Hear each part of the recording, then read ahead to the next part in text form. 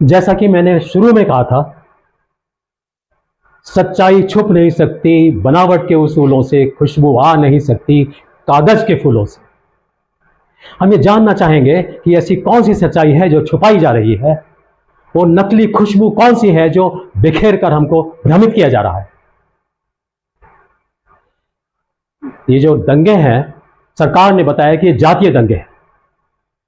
ये जगह जातीय दंगे हैं तो दो जातियों के बीच में हो रहे हैं, उन जातियों की पहचान भी सरकार को जरूर होगी। मान लिया कि ये जातीय दंगे हैं, लेकिन इसका मूल क्या है? मूल में यही बात है कि हाई कोर्ट का वो फैसला जिसने मैतेई समाज को एसटी का दर्जा दिया था। अगर मैतेई समाज को एसटी मान भी लिया जाए तो क्या जरूरत है कि मैतेई समाज आदिवासी क्षेत्रों में अतिक्रमण करने जाएगा, घुसपैठ करेगा? मैतेई समाज शांति के साथ अपने मैदानी इलाकों में भी तो रह सकता था एसटी बनकर, लेकिन ऐसा नहीं हुआ।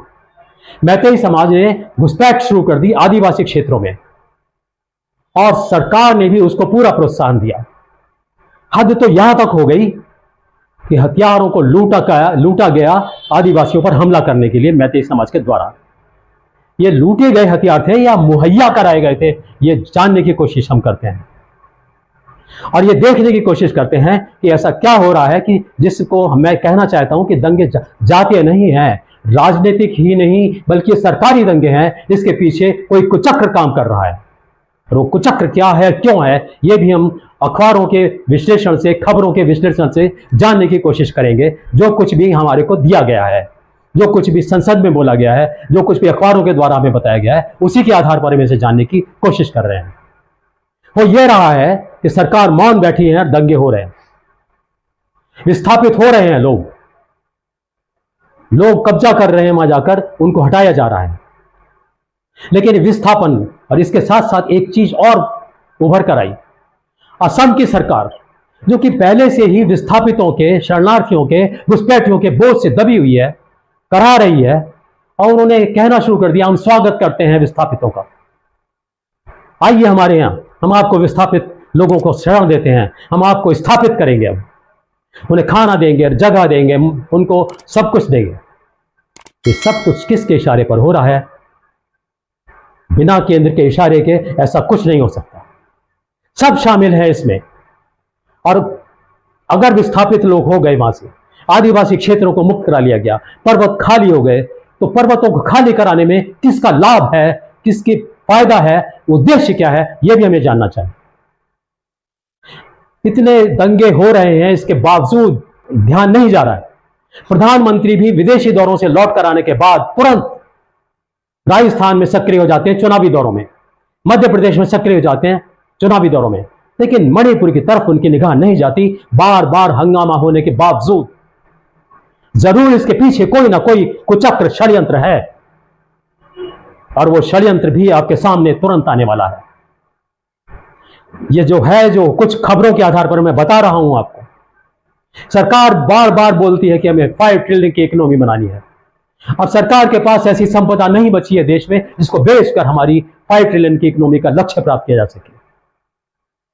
और ये लक्ष्य प्राप्त करने के लिए एक जगह निगाह है,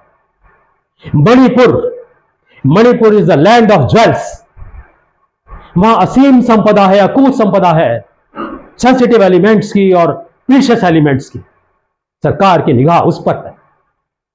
सरकार अब उसको खाली नहीं करा सकती, क्योंकि आदिवासी क्षेत्र पे आदिवासियों का कब्जा है, और यह कानून है कि आदिवासी क्षेत्रों में आप अतिक्रमण नहीं कर सकते, वहां माइनिंग नहीं कर सकते। जब तक आदिवासी वहां पर हैं तो आदिवासी क्षेत्रों में आप अतिक्रमण नहीं कर सकते, घुसपैठ नहीं कर सकते, जा नहीं सकते। इसलिए वहां पर ये दंगे कराए जा रहे हैं, आदिवासियों को उस क्षेत्र से मुक्त किया जा रहा है, पर्वतों को खाली कराया जा रहा है। और जब पर्वत ये खाली हो जाएंगे, वहां माइनिंग होगी, लेकिन फिर भी एक सवाल बका है, जिसकी तैयारी सरकार ने पहले ही कर ली है। 2 अगस्त को पार्लियामेंट में खामोशी के साथ एक बिल पास कर दिया गया है कि अब सेंसिटिव एलिमेंट्स की और प्रीशियस एलिमेंट्स की माइनिंग भी प्राइवेट हाथों में दे दी जाएगी। बिल पास हो गया है। अब वहां जब पर्वतीय क्षेत्र खाली हो जाएंगे आदिवासियों से, माइनिंग के लिए खुले होंगे, अवसर खुले होंगे, और फिर वहां पर वो लोग जिनको सरकार चुन कर रखी, पहले से तैयारी करके रखी है, उन्हें माइनिंग के कॉन्ट्रैक्ट दिए जाएंगे। तो देश की मिट्टी बेची जाएगी और अपना लक्ष्य प्राप्त किया जाएगा। मैं आपको बताना चाहता हूं, यह एक बड़ी खतरनाक स्थिति है।